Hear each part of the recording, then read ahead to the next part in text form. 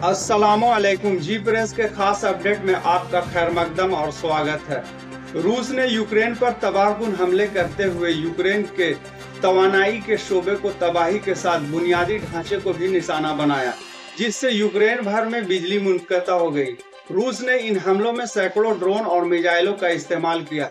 इन हमलों में 26 यूक्रेनी हलाक और कई जख्मी हो गए।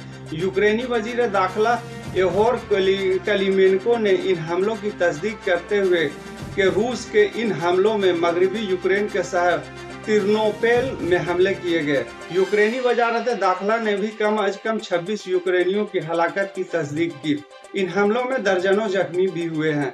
इस बीच रूस और यूक्रेन के दरमियान जंग के खात्मे के लिए डोनाल्ड ट्रंप का एक अमन मंसूबा, जो रूसी मुतालबात के काफी करीब है, इसके मुतालिक ब्रुसेल्स में यूरोपीय यूनियन के खारजा पॉलिसी के सरबराह काजा काल्स ने सहाफियों को बताया कि यूरोप ने हमेशा अमन पसंद और इंसाफ की हिमायत की है। यानी ये महसूस होता है कि डोनाल्ड ट्रंप के इस अमन मंसूबे पर यूरोपीय यूनियन भी अब तैयार नजर आती है। मैं हूँ रजी अहमद, आप देख रहे हैं जी प्रेस। मेरे वीडियो को लाइक करें, मेरे चैनल को सब्सक्राइब करें। दूसरी जानिब गजा में बैनुल-अक़वामी फोर्स के क़याम की कोशिशें तेज कर दी गई हैं। इसका पहला दस्ता 1 माह बाद गजा में तैनात किया जाएगा। सऊदी अखबार अल अरबिया के मुताबिक यूएन की सलामती कौंसिल की जानिब से गजा से मुतालिक अमेरिकी मसौदा करारदाद और इंटरनेशनल फोर्स के क़याम की मंजूरी के चंद ही घंटों बाद अमेरिका ने इस नई फोर्स की तश्कील के लिए तेज रफ्तार सफारती कोशिशें शुरू कर दी है। इस बीच इजरायली मीडिया ने एक आला अमेरिकी अहलकार के हवाले से बताया है कि इस कसीरुल कौमी फोर्स के इब्तदाई दस्ते 2026 के अवाइल में गजा की पट्टी पहुंच जाएंगी। इस दौरान मुज़ाकरात में शरीक एक और अमेरिकी अहलकार ने वजाहत की कि अज़रबैजान और इंडोनेशिया इस वक्त इस इंटरनेशनल फोर्स में शमूलियत के लिए सबसे ज्यादा मजबूत उम्मीदवार हैं।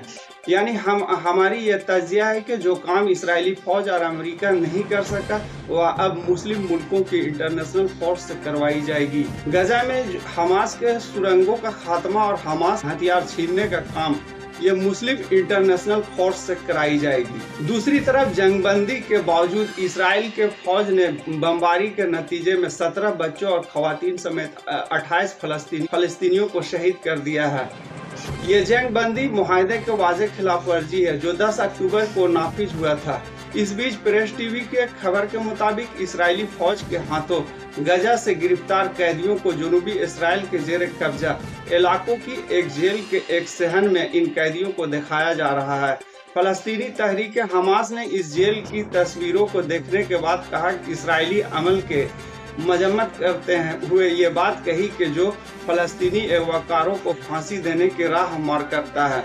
हमास ने मजीद कहा कि इसराइल की इस हिरासती मराकज के अंदर मुनज़्ज़म कत्ल का बाकायदा बनाने की तरफ एक खतरनाक कदम की निशानदेही करता है, जो उस इसराइली कानून की तरफ इशारा है जिसे इसराइली पार्लियामेंट ने एक बिल के बारे में समाअत की, जिसके तहत फलस्तीनी कैदियों को 90 दिनों के अंदर सजाए मौत दी जाएगी।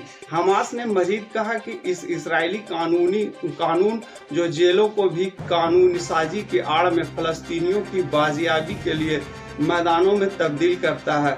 इस तरह फलस्तीनियों की फांसी को कानूनी शक्ल देने के इक़दाम को कानूनी खुरेजी की एक नई और वहशियाना शक्ल करार दिया, जो बैनुल-अक़वामी कानून और इंसानी कानून की सरी खिलाफ वर्जी है। अब तक के लिए इतना ही। वीडियो को लाइक करें और मेरे चैनल सब्सक्राइब करें। अल्लाह निगहबान।